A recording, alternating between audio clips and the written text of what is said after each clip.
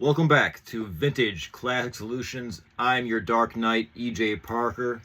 Today we're talking about Batman nostalgia, Batman 1989, the Tim Burton movie, the vibe that movie came out, the vibe when that movie came out, some of the items that, came out with that movie, and how that movie kind of changed the public perception of the Dark Knight, Batman, right? So, I was 9 in 1989. I think my sister took me to see Batman at the cinema, and I didn't know what to expect because I knew Batman from like the campy reruns of like this wobbly, flappy, jiggly rubber toy. There's like a rubber jiggler from the Ben Cooper Company from the 70s, mid 70s. So there was like the reruns of that show on like when I was a kid in like the early mid 80s when I was like 5 or 6. And this is Batman, like the light blue, campy, boom, pow, kaboom stuff. You know what I mean? Hokey, other adjectives. But this is it. This is Batman. And then 1989 came around, and then Batman got a revamp, and he became dark and mysterious. And menacing, you know what I mean? Like lone wolf, gonna get you. Everything, the Batmobile. So let's talk about the movie. The movie came out. It was awesome. It changed. The Batmobile, right?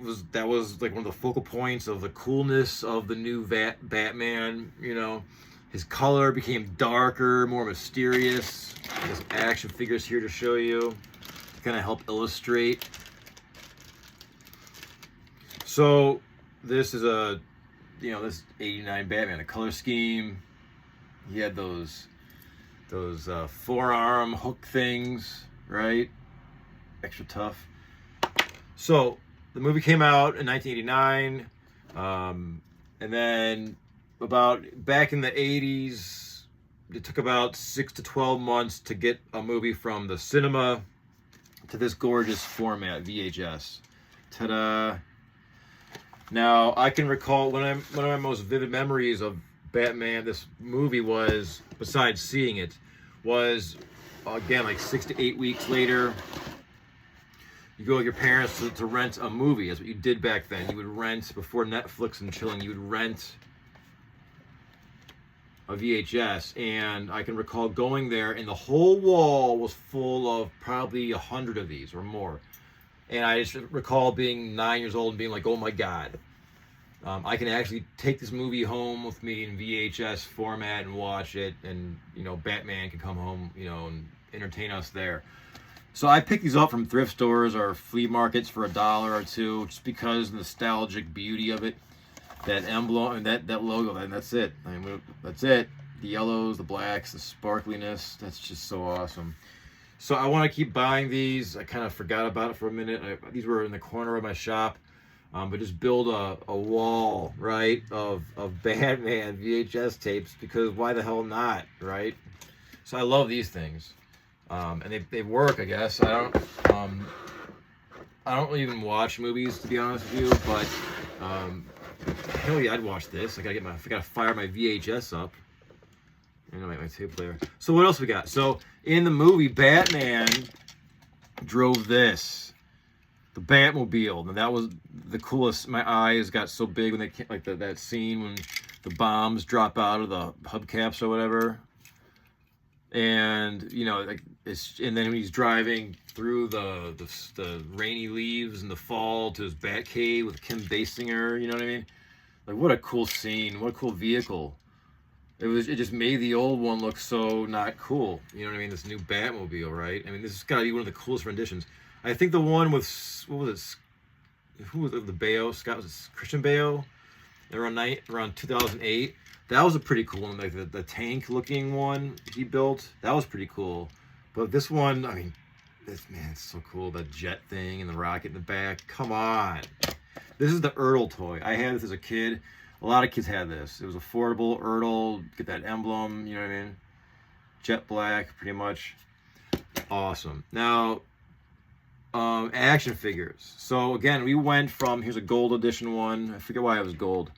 But a lot of people had this. A lot of kids had this. The cape. This was the '89 Batman action figure to have. Now you went from this to this, right? I mean, this is so just got the cool factor going on, right? It's just happening. He looks tough. He looks mean. This kind of like a catfish. I don't know. This always reminds me of a catfish. This rubber jiggler toy. And then you know, the Nemesis. I think Michael Keaton I think Jack Nicholson made $60 million on Batman in 1989 because he made a deal to get part of the merchandise as well, which is genius. So he made $60 million from one movie. God, dog it. You know how many black glass bottles that could buy? How many antique bottles that could buy? I'm telling you. So these are the Joker. Now this is the early one from I think the 80s actually. He snuck into this collection of the later stuff.